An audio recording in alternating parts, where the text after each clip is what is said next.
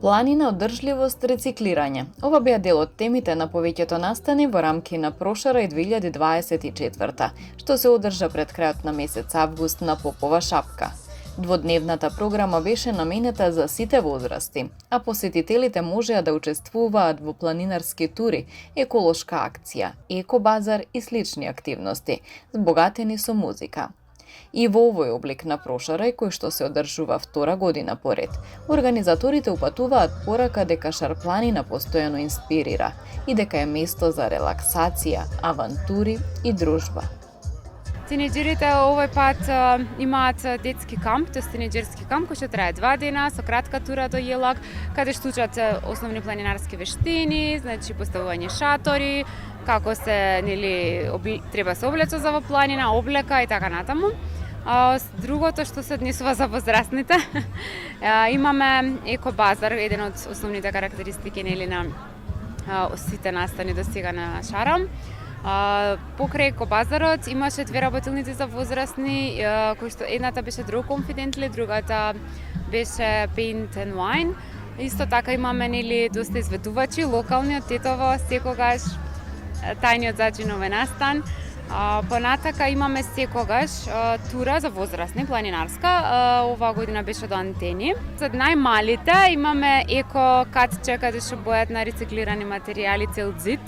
Еден многу битен новитет, кој што разговарав и со постарите луѓе, повозрастните. Не се случил никогаш на Попова шапка, на Шарпланина воопшто уште помалца, а тоа е отворена панел дискусија на тема планината во нас, кој што може да учествуваат, сите да се вклучат, да постават прашања, имавме одлични панелисти. Настани од ваков тип се потребни повеќе, велат учесниците на екобазарот. Преку нив се промовираат потенцијалите што ги нуди Шарпланина и помагаат за промовирање на занаети кои се дел од македонската традиција, како што е плетењето или везењето, и ракотворби кои што се од еколошки или од рециклирани материјали. Целиот штанд е базиран на рециклажа, преди се на рециклажа на дрвени производи, значи све што е изработено од рециклирано дрво. Се нудат, овој случај изработена е слика, овде се разни привезоци, ова се магнети за на фрижидер, ова се дрвени играчки за деца. Има интерес, како да кажем. Малце е потипичен тип на производ, затоа што обично луѓето, денеска сме све на метал и на пластика, целосно ориентирани, кога ќе видат вака дрво, интересот е голем. Малце треба време додека ни се развие една свесност за екологијата, дека не треба баш да ги трошиме ресурсите, него поише треба да рециклираме. Значи базарот е баш правото место, поготоа кога се одржува баш во планина, баш во природа, така да е на вистинското место сме за презентација. Денес ќе се представам со моите ракотворби, ташни, повеќе така се наменети за младите, потоа има и шнолички кои што ете така ми дојде идеја некоја да има некој новитет.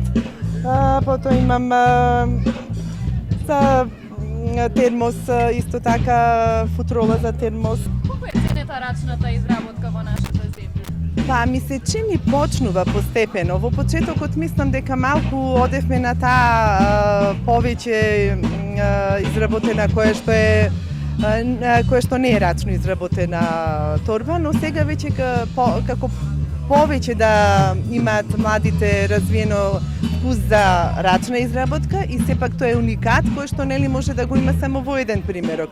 Додека индустријското производство се знаат повеќе прават и повеќе примероци кои што не се уникатни. Соработувам со локални грнчари, саксиите и глазните ги земам од кај грнчари.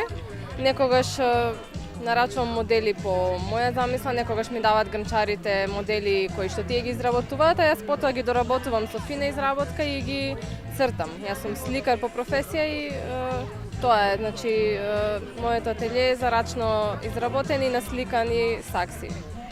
Колкава е заинтересираноста на клиентите за вакви сакси? Искрено има заинтересираност, има доста заинтересираност затоа што најпрво еколошки продукт, замена за пластични сакси, Тоа доста ги привлекува луѓето да купат глинена саксија, затоа што е локално производство. Има луѓе што почитуваат доста локално изработени производи, така да има заинтересираност, но исто можноста да се изработи дизајн по нарачка или да се напише некоја порака, многу често ги порачуваат за подарок.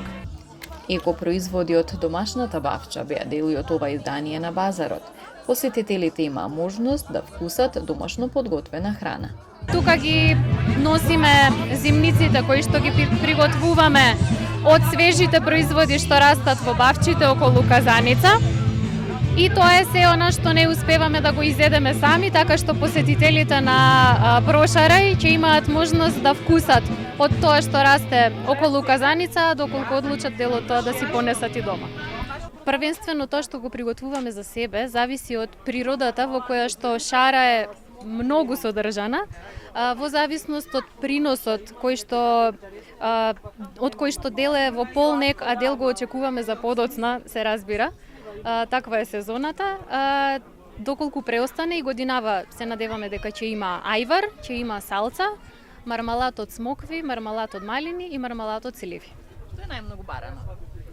Ајварот ни е по искуството од минатата година најмногу баран, со оглед на тоа дека е макотрпна работата, а и задоволството е големо да се вкуси ајвар што е произведен од пиперки што се растени во домашна бавча, тоа е најбаран. Прошара и оваа година се одржа во Конак во манастирскиот комплекс на Попова шапка.